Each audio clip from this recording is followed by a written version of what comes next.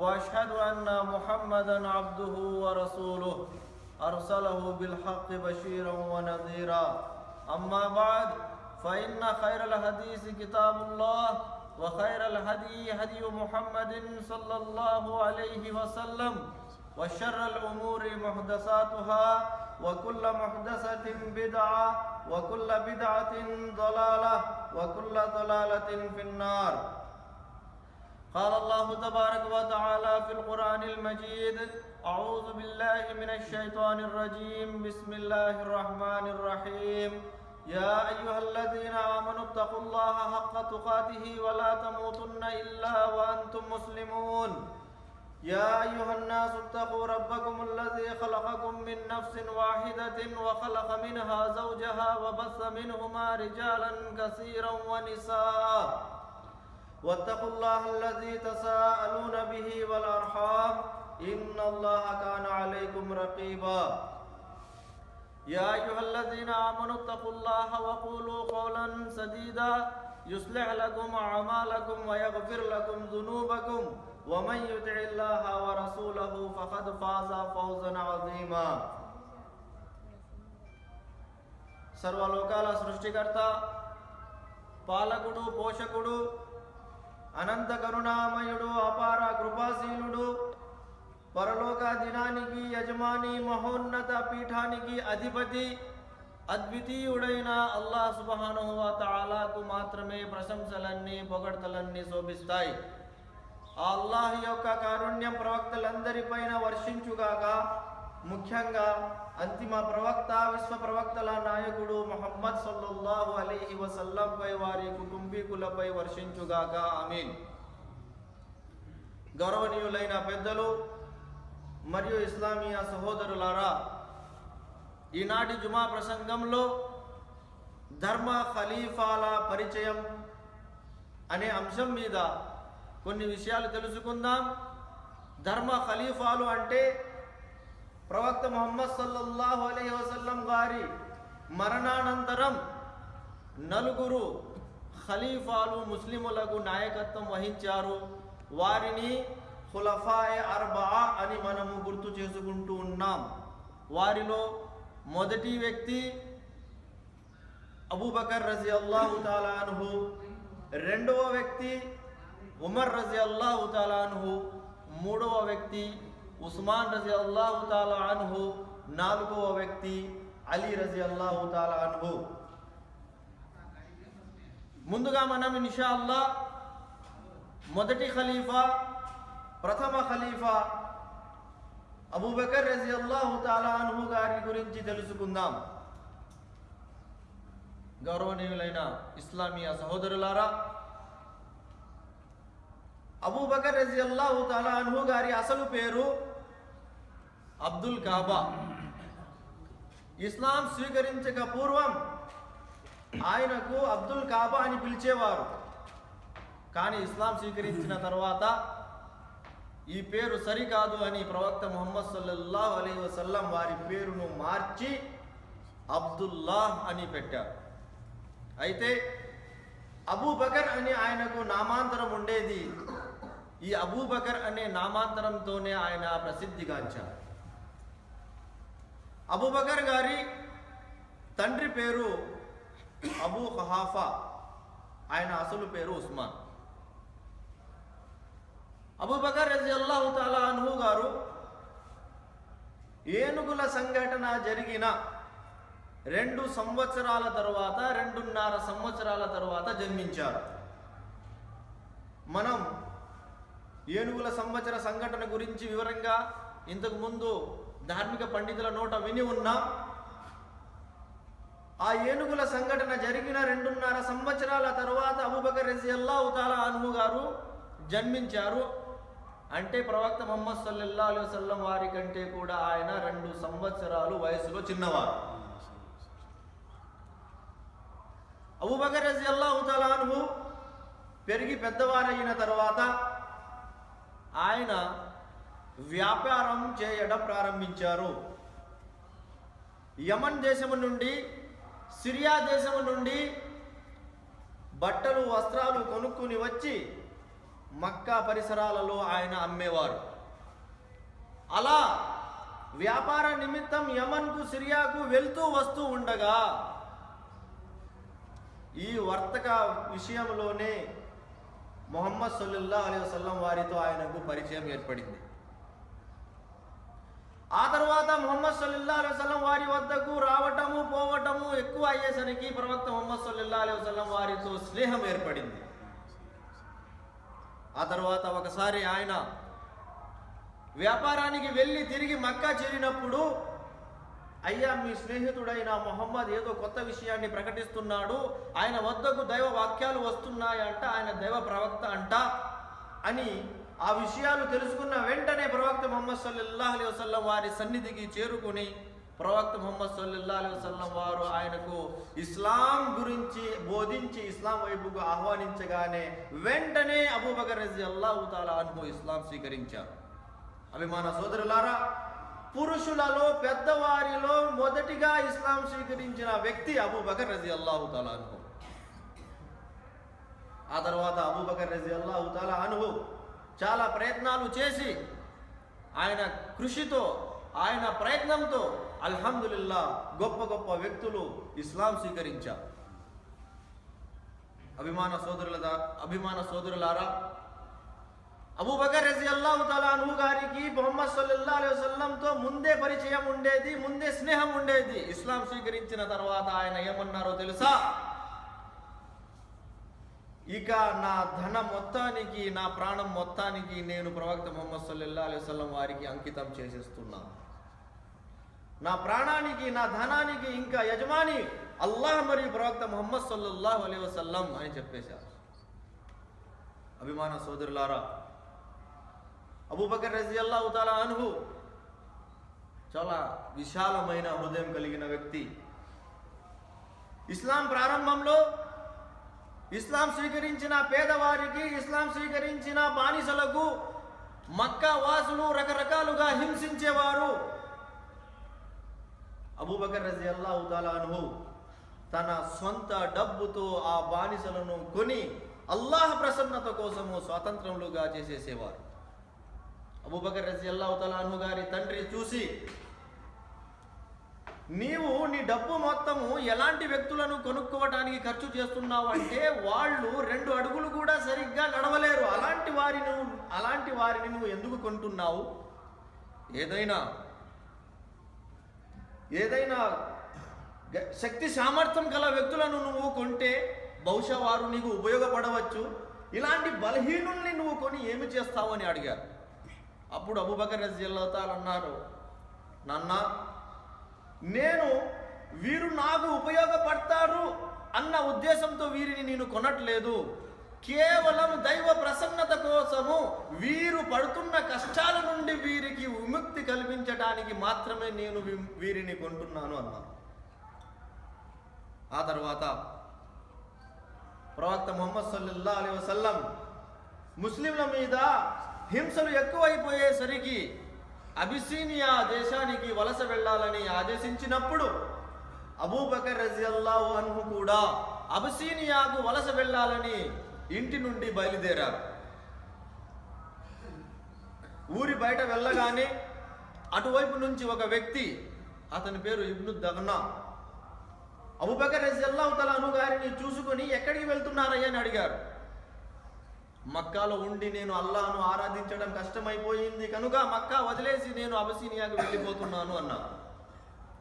ఆ వ్యక్తి అన్నాడు, మీలాంటి మంచి గుణాలు కలిగిన వ్యక్తి మక్కా వదిలేసి వెళ్ళిపోవటమా?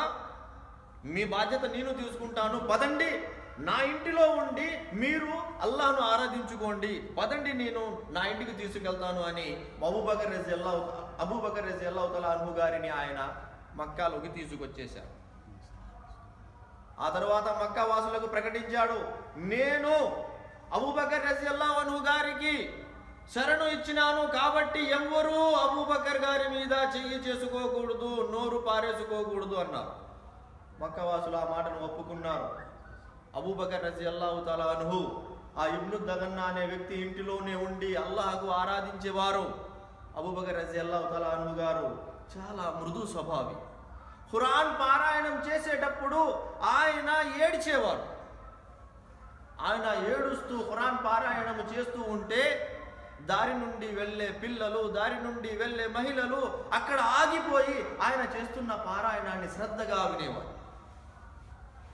అది చూసిన మక్కావాసులు, అరే అబూబకర్ ఖురాన్ పారాయణం చేస్తున్నది, మా పిల్లలు మా మహిళలు వింటున్నారు, వీరు కూడా విశ్వాసులు అయిపోతారేమో అనే భయంతో ఇబ్ను దగన్నాని పిలిచి, అయ్యా నీవు అబూబకర్కి తీసిన శరణు వాపస్ ఇచ్చేయన్నారు. అప్పుడు ఆయన అబూబకర్ గారి వద్దకు వెళ్ళి, మక్కావాసులు ఈ విధంగా నన్ను ఆదేశిస్తున్నారు కాబట్టి ఇక నుంచి నేను మీ శరణు బాధ్యత తీసుకోలేను అన్నారు. అప్పుడు అబూబకర్ రజియల్లాహు తఆలా అన్హు గారు అన్నారు, సరే ఇక నుంచి నా బాధ్యత నేను అల్లాహ్కి అప్పగించేస్తున్నాను, నువ్వు నా బాధ్యత తీసుకోకు అన్నారు. ఆ తర్వాత రోజులు గడిచాయి. ప్రవక్త ముహమ్మద్ సల్లల్లాహు అలైహి వసల్లం ముస్లిములకు మదీనా పట్టణానికి వలస వెళ్ళాలని ఆదేశించారు. అప్పుడు ఒక్కొక్కరు మక్కా వదిలేసి మదీనాకు వలస ప్రయాణం చేస్తూ ఉంటే అబూబకర్ రజియల్లాహు తఆలా అన్హు కూడా మదీనాకు వలస ప్రయాణం చేయాలని ప్రవక్త ముహమ్మద్ సల్లల్లాహు అలైహి వసల్లం వారి వద్దకు వచ్చి అనుమతి కోరారు. ప్రవక్త ముహమ్మద్ సల్లల్లాహు అలైహి వసల్లం అబూబకర్ గారితో ఇలా అన్నారు, నీవు వెళ్ళవద్దు, ఆగిపో, బహుశా అల్లాహ్ సుబ్హానహు వ తఆలా నన్ను కూడా మదీనాకు వెళ్ళమని ఆదేశించవచ్చు, అప్పుడు కలిసి వెళ్దాం. అలా అబూబకర్ రజియల్లాహు తఆలా అన్హు మదీనా ఒంటరిగా వెళ్లకుండా మక్కాలోనే ఆగిపోయారు. ఆ తర్వాత మక్కా వాసులు ప్రవక్త ముహమ్మద్ సల్లల్లాహు అలైహి వసల్లం వారిని హతమార్చడానికి ప్రయత్నించినప్పుడు అల్లాహ్ సుబ్హానహు వ తఆలా ముహమ్మద్ సల్లల్లాహు అలైహి వసల్లం వారిని కూడా మక్కా వదిలేసి మదీనాకి వలస వెళ్ళాలని ఆదేశించినప్పుడు ప్రవక్త ముహమ్మద్ సల్లల్లాహు అలైహి వసల్లం అబూబకర్ రజియల్లాహు తఆలా అన్హు గారి ఇంటికి మధ్యాహ్న పూట వెళ్ళి, ఈ విధంగా నాకు అనుమతి దక్కింది, ఇన్షాల్లా రాత్రి అవగానే ఇద్దరము కలిసి వలస ప్రయాణం ప్రారంభించాలి అని పూర్తి ఏర్పాట్లు చేసుకోమని చెప్పేసి ప్రవక్త సల్లల్లాహు అలైహి వసల్లం వచ్చేశారు. ఆ తర్వాత రాత్రి పూట ప్రవక్త ముహమ్మద్ సల్లల్లాహు అలైహి వసల్లం మరియు అబూబకర్ రజియల్లాహు తఆలా అన్హు ఇద్దరు కలిసి వలస ప్రయాణం ప్రారంభించి ముందుగా గారె సౌర్ అనే ఒక గుహ ఉంది, ఆ గుహలోకి వెళ్ళి తల దాచుకున్నారు. 3 రాత్రులు 3 పగలు అక్కడ గడిపారు. ఆ సౌర్ గుహ దగ్గరికి చేరుకున్నప్పుడు అబూబకర్ రజియల్లాహు తఆలా అన్హు ప్రవక్త ముహమ్మద్ సల్లల్లాహు అలైహి వసల్లం వారితో అన్నారు, ఓ దైవ ప్రవక్త, మీరు ఆగండి, ముందు నేను గుహలోకి ప్రవేశిస్తాను, గుహను శుభ్రపరుస్తాను, ఆ తర్వాత మీరు లోనికి వద్దురు. అబూబకర్ రజియల్లాహు తఆలా అన్హు ముందు గుహలోకి ప్రవేశించారు.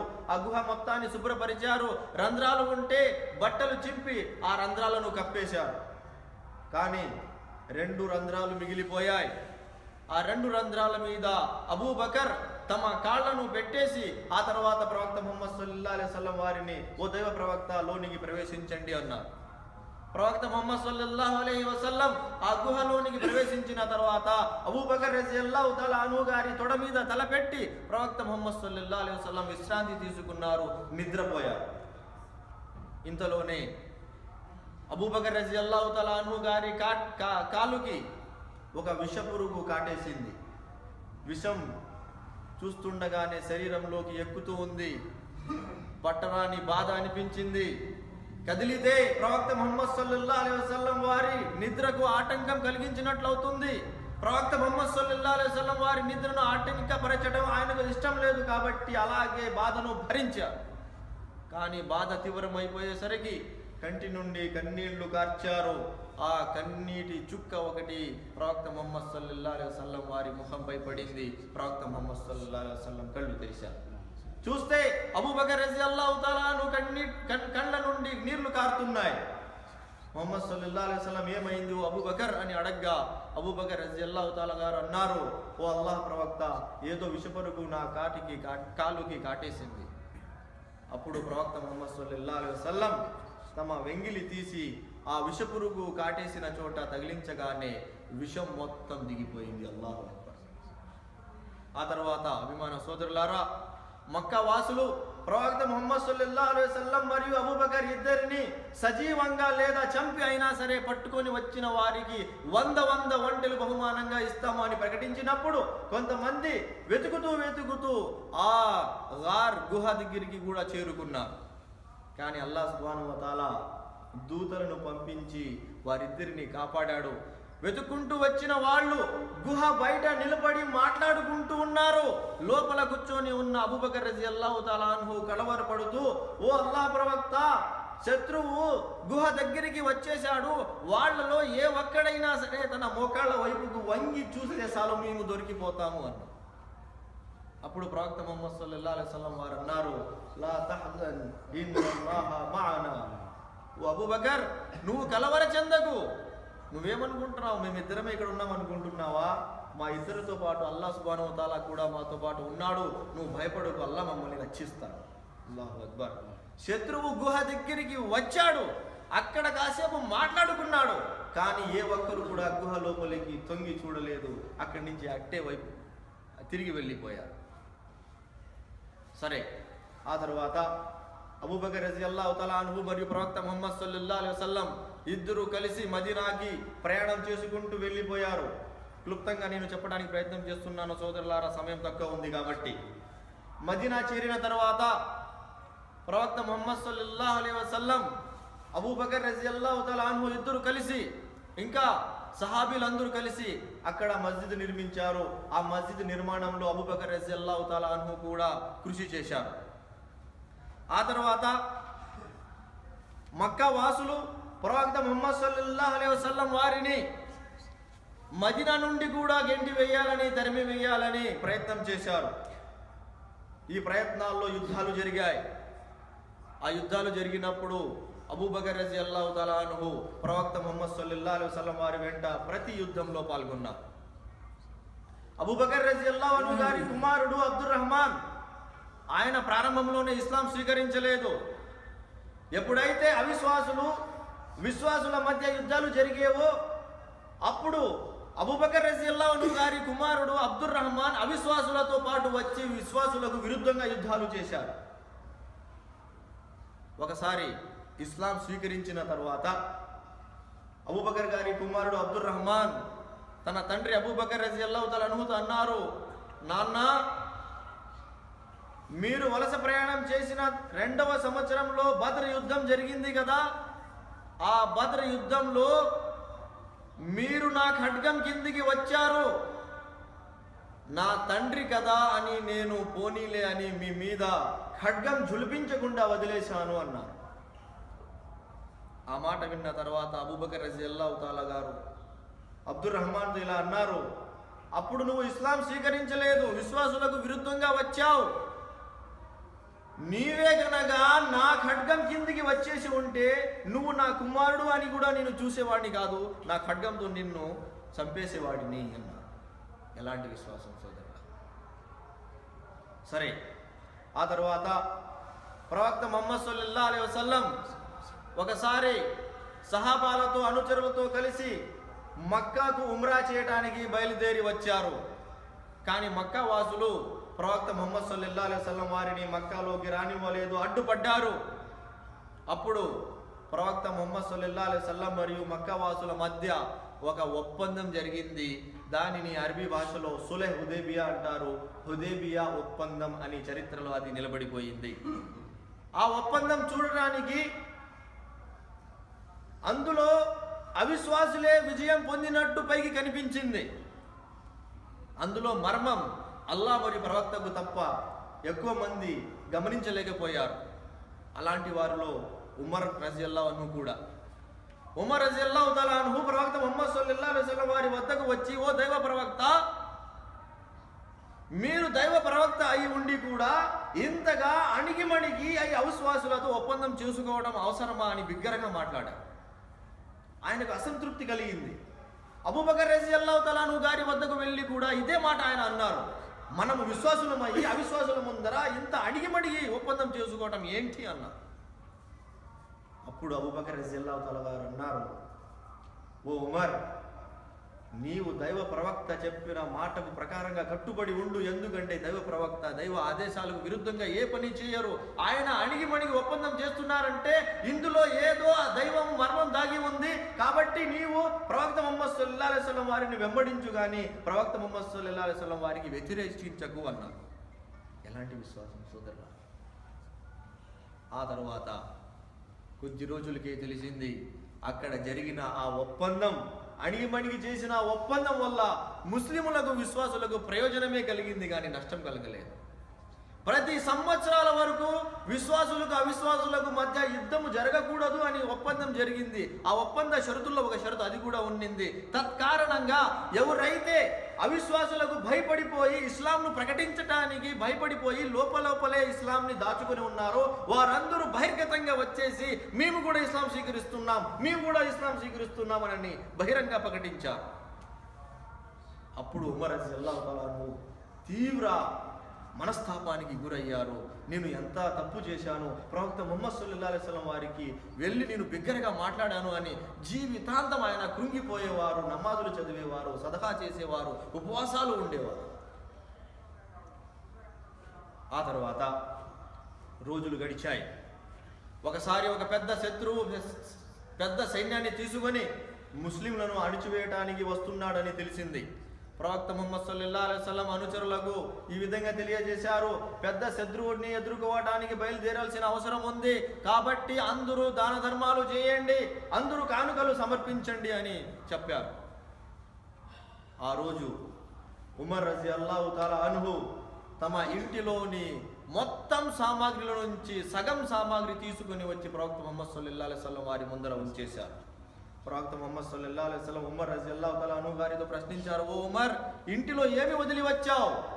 ఉమర్ రలియల్లాహు తఆలా గారు అన్నారు, ఓ అల్లాహ్ ప్రవక్త, ఇంటిలో ఉన్న సామాగ్రి మొత్తంలో నుంచి సగం సామాగ్రి తీసుకుని వచ్చి నేను మీ ముందర ఉంచేశాను. ఆ తర్వాత అబూబకర్ రలియల్లాహు తఆలా అన్హు గారు కూడా సామాగ్రి తీసుకుని వచ్చి ప్రవక్త ముహమ్మద్ సల్లల్లాహు అలైహి వసల్లం వారి ముందర ఉంచారు. అబూబకర్ రలియల్లాహు తఆలా అన్హు గారితో కూడా ప్రవక్త ముహమ్మద్ సల్లల్లాహు అలైహి వసల్లం అదే ప్రశ్న అడిగారు, ఓ అబూబకర్, ఇంటిలో ఏమి మిగిల్చి వచ్చావు? అబూబకర్ రలియల్లాహు తఆలా గారు అన్నారు, ఓ అల్లాహ్ ప్రవక్త, కేవలం అల్లాహ్ మరియు అల్లాహ్ ప్రవక్త యొక్క అభిమానము, ప్రేమ, అనురాగాలు మాత్రమే ఇంట్లో వదిలేసి మిగతా మొత్తము తీసుకుని వచ్చి మీ ముందర ఉంచేశాను అన్నారు. ఎలాంటి విశ్వాసం అబూబకర్ రలియల్లాహు తఆలా గారు. అభిమాన సోదరులారా, ఆ తర్వాత అబూబకర్ రలియల్లాహు తఆలా అన్హు ప్రవక్త ముహమ్మద్ సల్లల్లాహు అలైహి వసల్లం వారితో పాటు కలిసి ఆ యుద్ధంలో పాల్గొని తిరిగి వచ్చిన తర్వాత హజ్ సమయం దగ్గర పడింది. కొన్ని అనివార్య కారణాల వల్ల ప్రవక్త ముహమ్మద్ సల్లల్లాహు అలైహి వసల్లం ఆ సంవత్సరం హజ్కి వెళ్ళలేదు. కానీ ఆ హజ్ యాత్రకు వెళ్ళే సహాబాలకు నాయకునిగా అబూబకర్ రలియల్లాహు తఆలా అన్హు గారిని చేసి ప్రవక్త ముహమ్మద్ సల్లల్లాహు అలైహి వసల్లం ఆ హజ్ యాత్రకు సహాబాలను పంపించారు. ఆ తర్వాత హిజ్రీ శకం 10వ సంవత్సరంలో ప్రవక్త ముహమ్మద్ సల్లల్లాహు అలైహి వసల్లం 1,00,000 కంటే ఎక్కువ సహాబాలను తీసుకుని హజ్ యాత్రకు వచ్చారు.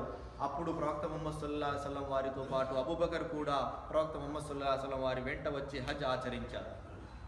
ఆ హజ్ సమయంలో ప్రవక్త ముహమ్మద్ సల్లల్లాహు అలైహి వసల్లం అనుచరులతో ఒక ప్రశ్న వేశారు, నేను దైవ వాక్యాలన్నింటినీ మీ వద్దకు చేర్చేశానా లేదా? అల్లాహ్ నాకు తెలియజేసిన విషయాలన్నీ నేను మీకు వినిపించేశానా లేదా? దైవ ధర్మాన్ని నేను పూర్తిగా మీ వరకు చేర్చేశానా లేదా అని అడిగినప్పుడు అనుచరులందరూ, ఓ అల్లాహ్ ప్రవక్త, మేము సాక్ష్యం ఇస్తున్నాము, మీరు దైవ వాక్యాలన్నింటినీ, ధర్మం మొత్తాన్ని మా వద్దకు చేర్చేశారు అని చెప్పారు. అప్పుడు అల్లాహ్ సుబ్హానహు వ తఆలా ఒక వాక్యాన్ని అవతరింపజేశాడు, ఈనాడు నేను ధర్మాన్ని సంపూర్ణం చేసేశాను అని. ధర్మం సంపూర్ణమైపోయింది అన్న విషయాన్ని తెలుసుకోగానే చాలామంది సంతోషపడ్డారు. కానీ అబూబకర్ రలియల్లాహు తఆలా అన్హు కన్నీరు కార్చారు. అందరికీ ఆశ్చర్యం కలిగింది, ఇదేమిటండి, ధర్మం సంపూర్ణమైంది, సంతోషించాల్సింది పోయి మీరు కన్నీరు కారుస్తున్నారు ఏమిటి అని అడిగారు.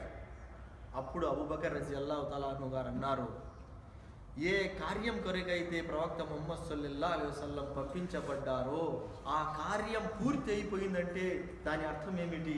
ఇక ప్రవక్త ముహమ్మద్ సల్లల్లాహు అలైహి వసల్లం మా నుండి సెలవు తీసుకునే సమయం దగ్గరికి వచ్చేసింది, అది గుర్తు చేసుకుని నేను ఏడుస్తున్నాను. అల్లాహు అక్బర్. ఎలాంటి దూరదృష్టి కలిగిన వారు అబూబకర్ రలియల్లాహు తఆలా అన్హు గారు. చూడండి సోదరులారా, అలాగే జరిగింది. ఆ తర్వాత ప్రవక్త ముహమ్మద్ సల్లల్లాహు అలైహి వసల్లం తీవ్ర అస్వస్థతకు గురయ్యారు. జ్వరం వచ్చింది. చూడగానే వ్యాధి పెరిగిపోయింది. ప్రవక్త ముహమ్మద్ సల్లల్లాహు అలైహి వసల్లం మస్జిద్కి వచ్చి నమాజు చేయించడానికి కూడా ఆయన శరీరంలో శక్తి లేకుండా పోయింది. అప్పుడు ప్రవక్త ముహమ్మద్ సల్లల్లాహు అలైహి వసల్లం అబూబకర్ రజియల్లాహు తఆలా అన్హు గారిని విశ్వాసులకు నమాజు ఆచరింపజేయాలని, నమాజు చేయించాలని, ఇమామతు చేయాలని ఆదేశించారు. ప్రవక్త ముహమ్మద్ సల్లల్లాహు అలైహి వసల్లం వారి కాలంలోనే అబూబకర్ రజియల్లాహు తఆలా అన్హు విశ్వాసులకు నమాజు చేయించారు. ఆ తర్వాత ప్రవక్త ముహమ్మద్ సల్లల్లాహు అలైహి వసల్లం వారు మరణించారు. ప్రవక్త ముహమ్మద్ సల్లల్లాహు అలైహి వసల్లం వారి మరణ వార్త వినగానే ప్రజలందరూ దుఃఖానికి గురయ్యారు. ఉమర్ రజియల్లాహు తఆలా అన్హు అయితే ఆయనకు ప్రవక్త ముహమ్మద్ సల్లల్లాహు అలైహి వసల్లం మరణించారనే వార్త నమ్మటానికి వీలు పడలేదు. ఆయన ఏమన్నారంటే, ఎవరైనా ప్రవక్త ముహమ్మద్ సల్లల్లాహు అలైహి వసల్లం మరణించారని చెబితే అతని తల నరికేస్తాను అని ప్రకటించారు. అప్పుడు అబూబకర్ రజియల్లాహు తఆలా అన్హు మస్జిద్లోకి ప్రవేశించి, ప్రజలారా వినండి, ఎవరైతే ముహమ్మద్ సల్లల్లాహు అలైహి వసల్లం వారిని పూజించేవాడో వారు తెలుసుకోవలసిన విషయం ఏమిటంటే ప్రవక్త ముహమ్మద్ సల్లల్లాహు అలైహి వసల్లం మరణించారు. ఎవరైతే అల్లాహ్ను పూజించేవాడో వారు తెలుసుకోవలసిన విషయం ఏమిటంటే అల్లాహ్ సజీవుడు, ఎప్పుడు మరణించేవాడు కాదు అని ప్రవక్త ముహమ్మద్ సల్లల్లాహు అలైహి వసల్లం ఖురాన్లోని ఒక అబూబకర్ రజియల్లాహు తఆలా అన్హు ఖురాన్లోని ఒక వాక్యాన్ని పఠించారు. వమా ముహమ్మదున్ ఇల్లా రసూల్ ఖద్ ఖలత్ మిన్ ఖబ్లిహిర్ రుసుల్. ముహమ్మద్ సల్లల్లాహు అలైహి వసల్లం ఒక ప్రవక్త మాత్రమే.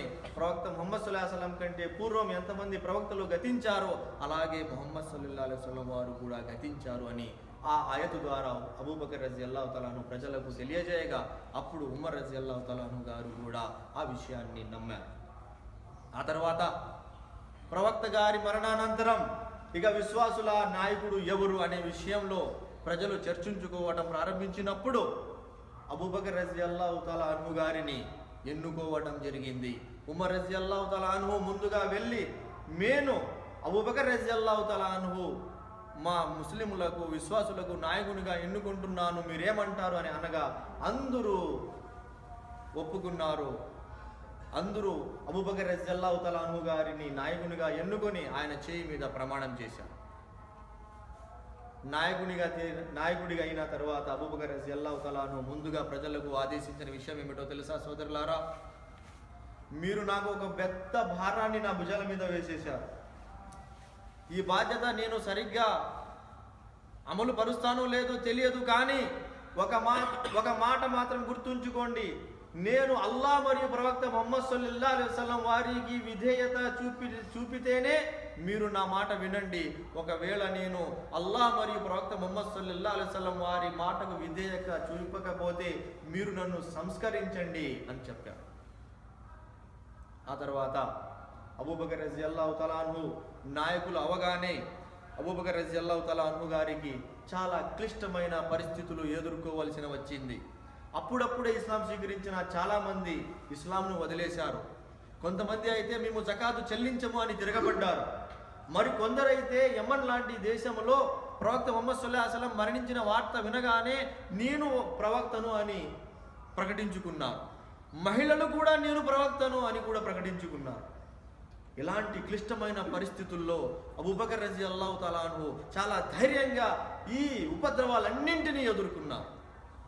ఒక్కొక్క ఉపద్రవాన్ని అన్నింటినీ అణిచివేశారు. సోదరులారా, అవన్నీ వివరంగా తెలియజేయాలంటే సమయం లేదు, క్లుప్తంగా తెలుసుకోండి. అబూబకర్ రజియల్లాహు తఆలా అన్హు 2 సంవత్సరాలు పరిపాలించారు. కానీ ఆ 2 సంవత్సరాలలోనే ఎన్నో ఉపద్రవాలు లేచాయి. ఆ ఉపద్రవాలన్నింటినీ అబూబకర్ రజియల్లాహు తఆలా అన్హు చాలా సమర్థంగా ఎదుర్కొన్నారు. ఆ తర్వాత అబూబకర్ రజియల్లాహు తఆలా అన్హు కూడా 63 సంవత్సరాల వయసులో అనారోగ్యానికి గురయ్యారు. అనారోగ్యానికి గురైనప్పుడు ఇంటి వారితో అన్నారు, నేను ఖలీఫా అయిన తరువాత ఎంత జీతం తీసుకున్నాను ఆ జీతం మొత్తము నా భూమి అమ్మేసి బైతుల్ మాల్లో జమ చేసేయండి, తిరిగి ఇచ్చేయండి అన్నారు. ఆ తర్వాత ఏమన్నారో తెలుసా? నేను ఏ దుప్పట్లు అయితే ఉపయోగించుకుంటున్నానో నేను మరణించిన తర్వాత అదే దుప్పట్లలో నాకు ఖనన సంస్కారాలు చేయండి అన్నారు. అబూబకర్ రజియల్లాహు తఆలా అన్హు గారి కుమార్తె ప్రవక్త సల్లల్లాహు అలైహి వసల్లం వారి సతీమణి ఆయిషా రజియల్లాహు తఆలా అన్హా అన్నారు, నాన్న మీకు కొత్త బట్టలలో ఖనన సంస్కారం చేయలేనంత దీనమైన స్థితిలో మేము ఉన్నామా? కొత్త బట్టల్లో మేము ఇన్షాల్లా ఖనన సంస్కారాలు చేస్తాము అంటే అబూబకర్ రజియల్లాహు తాలా వారు అన్నారు, చనిపోయిన వ్యక్తికి కొత్త బట్టలతో ఏం అవసరమమ్మా, బతికున్న వారికి కొత్త బట్టలు అవసరము. కాబట్టి నేను ఉపయోగిస్తున్న ఈ దుప్పట్లలోనే నాకు ఖనన సంస్కారాలు చేయండి అన్న. అల్లాహు అక్బర్. అలాంటి భక్తి కలిగిన వారు అబూబకర్ రజియల్లాహు తాలా అన్హు. ఆ తర్వాత అబూబకర్ రజియల్లాహు తాలా అన్హు 63 సంవత్సరాల వయసులో 2 సంవత్సరాల 6 నెలలు పరిపాలించి తుది శ్వాస విడిచారు. అలా అబూబకర్ రజియల్లాహు తాలా అన్హు గారి కథ ముగిసింది. అభిమాన సోదరులారా, ఒక్క విషయం చివరిలో చెప్పాలనుకుంటున్నాను. అదేమిటంటే ఆ రోజుల్లో అబూబకర్ రజియల్లాహు తాలా అన్హు గారి పరిపాలన భక్తిపరమైన పరిపాలన. ఆయన భక్తితో కూడిన పరిపాలన చేసి ప్రపంచానికి చూపించారు. అలాంటి పరిపాలన నేటికి అవసరం ఉంది. కానీ ఈరోజు పరిపాలన మొత్తం రాజకీయమైపోయింది. అల్లా మనందరికీ భక్తి శ్రద్ధలతో పరిపాలించే నాయకుల మధ్య జీవితం గడిపే భాగ్యాన్ని ప్రసాదించుగాక. భక్తుల చరిత్ర తెలుసుకొని వారిలాగే మనము కూడా భక్తితో జీవించడానికి ప్రయత్నం చేసే భాగ్యాన్ని అల్లా మనందరికీ ప్రసాదించుగాక. అఖూలు ఖౌలి హాజా అస్తగ్ఫిరుల్లాహి లి వ లకుం వ లిసాయిరిల్ ముస్లిమీన ఫస్తగ్ఫిరుహు ఇన్నహు హువల్